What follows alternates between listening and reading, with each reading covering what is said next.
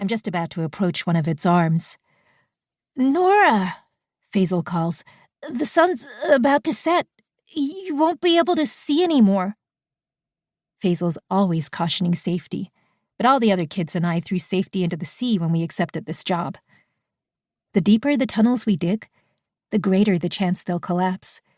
And I've heard the horror stories, too, about all the kids who never came back.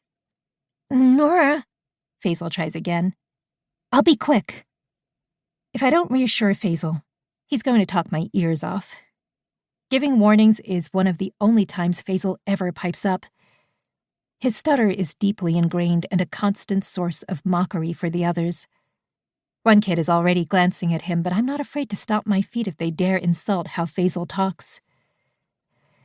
"I can't let Ahmed beat me today," I say as I chase the glimmer of the mica shard. It's not the demon's tongue, but it has to be at least the size of my finger. A big catch that'll turn my haul into the largest one yet. Sometimes, if we dig up a promising collection of mica, the contractor pays us by the kilogram. It's a game for us, for all the kids who've never been to school or had the chance to glide on swings and play with dolls. If I can buy gulab jamun and beat Ahmed for the biggest haul today, then I'll risk it. My bare feet slap against a muddy puddle as I hop down a ledge. I tuck my shovel under my armpit and crouch, just barely small enough to crawl through the tunnel and enter another cavity. Here, the mica is more stone than it is dirt. Reserves not yet touched. The walls shimmer, streaked with green, white, and gold. It's like I'm sitting inside a jewel. A really hot and stuffy jewel. With torched air, my shirt clings to my skin. The heat is a smothering blanket. "You found my favorite spot."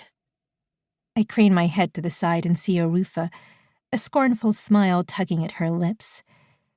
She flicks the end of her dupatta over her shoulder as she strikes a large stone against a smaller one, combing through the debris that burst from the collision. Her younger sister, Sadia, is busy beside her, hammering clumsily away at the smaller rocks Arufa throws toward her. I sigh.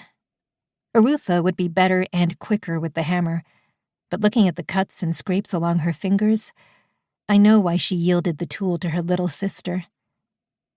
With so many people in the business, there's not enough equipment for everyone. You get here early and swipe a hammer or shovel, or settle for one of God's greatest gifts, your hands. "Won't be yours for long," I reply, pointing to the kids that stumble inside the cavity, a smile creeping across my lips. Some of them are always following me, trying to copy my handiwork. When it comes to the largest hauls, I'm second only to Ahmed, and he tends to disappear the second he hops down the mines. Me, on the other hand, I don't mind a little attention. Arufa's scowl deepens as the kids surround me, pretending to hack at the walls while their eyes stay glued in my direction. I roll my shoulders back. The stage is set.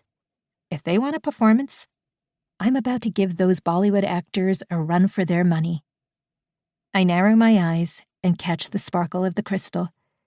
The shard is farther than I thought, a flash of white stuck in the folds of a crevice around a meter deep. I grunt as my arm reaches out. My cheek is squashed against the dirt, and the crowd of kids whisper to each other, curious about my overzealous efforts. I can almost feel Faisal's disapproval thicken the tension in the humid, grimy air, but I push forward, sliding my body into the narrow slot shaped like a crescent moon. The light is fading. My vision goes blurry. Someone gasps behind me. I've scratched my shin against a rock. I can't even feel the trickle of blood down my ankle when the mica shard is so close. Close enough that my fingers brush the smooth surface. One more grunt, and I dig my nails into the dirt around it, grasping the shard in my hand as I shout in glee. "Got it! Out of the way!" I yell as I pull backward. The crowd behind me parts, their gazes locked onto my closed fist. I swat my shoulder-length hair out of my face as I stumble back into the mine's arm, up its throat, and leap toward the entrance of the tunnels. All around me, heads are